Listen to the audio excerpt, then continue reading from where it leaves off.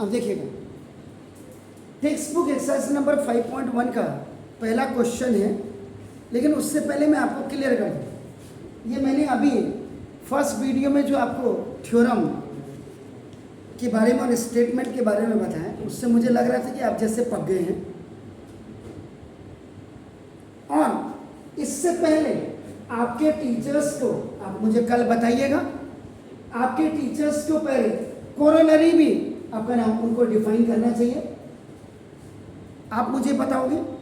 उसके बाद दूसरा उनको आपका नाम some terms allied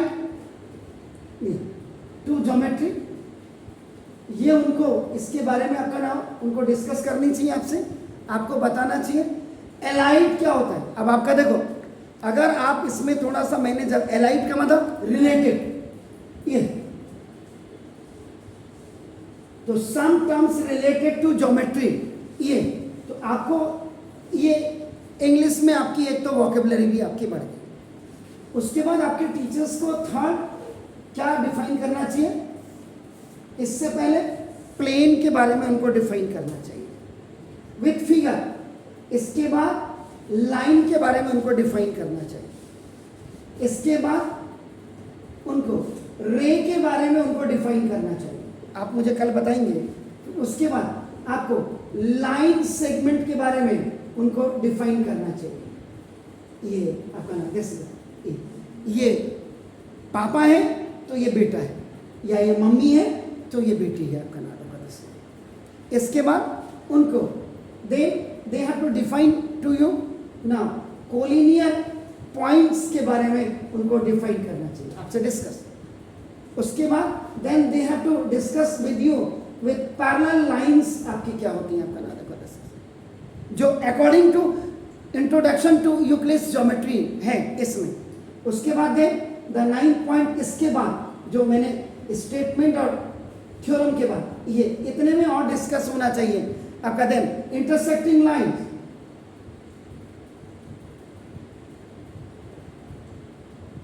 intersecting lines के बारे में। उसके बाद देन आपका दिस द कंकरेंट लाइंस के बारे में आपका होना चाहिए। इसके बाद आपकी कंकरेंस, जैसे CO कैन आपका GURENC, तो कंकरेंट ये आपका दिस इज व्हाट इज, ये कंकरेंट लाइंस है, कंकरेंट T, और एक कॉन्करेंस ऑफ लाइन सेगमेंट है, लाइन सेगमेंट, इस पे उनको डिस्कस करना चाहिए तब जाकर के। फिर उसके बाद एक थ्योरम और है, कल आपको याद होगा कि अगर मैंने कहीं पे बोला था, जब मैंने पोस्टुलेट नंबर 1 पढ़ाया था, a straight line may be drawn from any point to the inner point, उसमें कहीं एग्जाम्स 5.1 का आया था, तो वो जो एग्जाम्स 5.1 है उसी में आपका नाम ये चीज थ्योरम नंबर 1 है, और थ्योरम नंबर 5.1 है। ये है क्या, 2 distinct lines cannot have more than 1 point in common। Actual में अगर आपको ये 2 distinct lines can't have more than 1 point in common। ये आपका नाम पोस्टुलेट नंबर 1 में भी कल मैंने आपका I have discuss with you. अगर आप वहां देखेंगे, given 2 distinct point there is a unique line that passes through them था, जबकि पोस्टुलेट नंबर 1 क्या था, a straight line may be drawn from any 1 point to the end। तो यानी कि before going to the exercise number 5.1 इतने points पे आपका टीचर्स को डिस्कस करना है, तब जाकर के यहाँ एनीहाउ। अब आपका देखो, अगर आप अपनी किताब में आप देखेंगे तो the first question is which of the following statements are true and which are false, give reasons for your own answer. तो जो फर्स्ट क्वेश्चन का पहला पार्ट है, only 1 line can pass through a single point. कह रहा ये क्या आपका ट्रू एंड फॉल्स है, तो तो ये बिल्कुल फॉल्स है। देखो क्यों फॉल्स है, ये आपका एक पॉइंट है। तो because an infinite number of lines can be drawn passing through, ये यहां से इधर, ये जो पॉइंट्स था, इस पॉइंट से आपका इनफाइनाइट नंबर, तो आपका infinite number of lines can be drawn from point, आपका फ्रॉम पॉइंट, किसी भी पॉइंट से आप इनफाइनाइट नंबर ऑफ आपका करते हैं। इसका मतलब क्या हो गया कि ओनली वन लाइन लिखा उसने, तो वो आपका खाली फॉल्स हो जाएगा। देन द सेकेंड उनका जो पार्ट था, there is a infinite number of lines which passes through two distinct points, आपका लिखा हुआ। इसका मतलब क्या होगा, ये भी आपका फॉल्स होगा। दिस क्वेश्चन नंबर वाई, क्यों कि आप पढ़ रहे हैं यूक्लिड्स ज्योमेट्री, तो आपका ना by Euclid's postulate number 1, postulate number 1 को देखिएगा क्या है, क्या लिखा हुआ है उन्हें, आप चेक करिएगा क्या है पोस्टुलेट नंबर 1, क्या है, व्हाट इज दैट, वो है अ स्ट्रेट लाइन में drawn from any one point two any other point. तो ये आपका इसका आंसर है। थर्ड जो क्वेश्चन उन्होंने लिखा हुआ है, डियर आपका a terminated line can be produced, a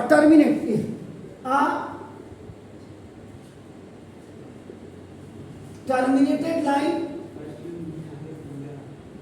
can be produced, आपका ना, देखो इन्होंने ये क्वेश्चन है आपका ना, indefinitely on both the sides, on both the sides। अगर आप अपनी किताब, अपनी कॉपी में जो कल मैंने लिखा हुआ है आपका, देखो ना पोस्टुलेट नंबर 2 को देखिएगा, पोस्टुलेट नंबर 2, इसके आंसर में आपका देखो पोस्टुलेट नंबर 2 आप देखिएगा, a terminated line can be produce indefinitely है आपका नाम। इसका मतलब the answer of this one is आपका नाम, that is very much true, आपका नाम देखो दिस। देन क्वेश्चन नंबर जो आपका इसका फोर्थ पार्ट है, if two circles are equal, if two circles are equal, now तो आपका कह रहा है कि then their radii, यहां पे रेडियस का प्लूरल है, तो दोनों को आपका, दोनों के रेडियस को मिलाकर के their radii are equal। क्या ये स्टेटमेंट आपका बिल्कुल क्लियर है, तो आप क्या कहेंगे, फोर्थ का ट्रू, बिल्कुल ट्रू है, क्योंकि दे सिंपल, जब आपने कहा सपोज मैंने ये सर्किल ले लिया आपका, देखो ना जैसे इसका सेंटर मैंने ओ ले लिया, और ये आपका देखो रेडियस, ये भी आपका 5 सेंटीमीटर है। और ठीक दूसरा सर्किल, मैं एक एग्जांपल उल्टा लेकर के बता रहा हूँ, एक दूसरा सर्किल मैंने ओ डैश लिया और इसका भी रेडियस आपका देखो 5 सेंटीमीटर। इसका मतलब जब मैं इसको इसके ऊपर I will keep this circle over this और दिस, तो इसका मतलब इस circumference will completely coincide with this, and this O will overlap this O dash, or this O dash will overlap। इसका मतलब क्या हो गया, true, because if you now superimpose the region bound, आपका bounded by one circle on the other circle, then they will coincide। ये word इन्हीं के लिए बना है, this is the coincide आपका करेंगे, so their centers and boundaries coincides आपका नाम, so their radii will be ना, जैसे आपका OA भी, इसका OA is equal to OB is equal to radius of both, तो radius of both का मतलब ही यहाँ पे आपका radii हो गया, और ये किसी को आपका 5 सेंटीमीटर हो गया। तो इसलिए that's why ये आपका ट्रू था, एक्सप्लेन मैंने कर दिया। इसके बाद जो इस क्वेश्चन का अपना फिफ्थ पार्ट है, ये कह रहा है if AB is equal to PQ and PQ is equal to आपका देखो XY, तो इसका मतलब then AB is equal to XY, बिल्कुल सही। इसके लिए आप यहाँ पे ये बना सकते हैं, आपका देखो ये आपने सपोज आप ऐसे बनाओ, या किसी ने डॉक्टर ने आप तिरछा आपने देखो AB, सपोज ये AB आपकी 5 सेंटीमीटर देखो, और PQ ये भी आपका 5 सेंटीमीटर और आपका XY, ये XY भी आपका नाम दिस इज द 5 सेंटीमीटर। आप ऐसे समझिए, उसने क्या बोला देखो, AB इज इक्वल टू आपका PQ, ये क्वेश्चन नंबर 1 हो गए। और देखो PQ is equal to XY, ये क्वेश्चन नंबर 2 हो गए। तो आपका आप क्या लिखते हैं मैथमेटिक्स में, आप लिखते हैं ना, देखो comparing equation number 1 and equation number 2 for PQ लिखते हैं, क्योंकि PQ दोनों में तो देयरफॉर आपका इसका था PQ is equal to PQ, one value you keep, देखो AB और इस इक्वल आपका देखो X। मैथमेटिक्स नहीं आपका ही हो गया। लेकिन आप इसके जो सॉल्यूशन में इतना दिखाने के बाद आप लिखेंगे इसका आंसर में, मैंने लिख दिया वैसे, आपका देखो आप लिखेंगे ट्रू।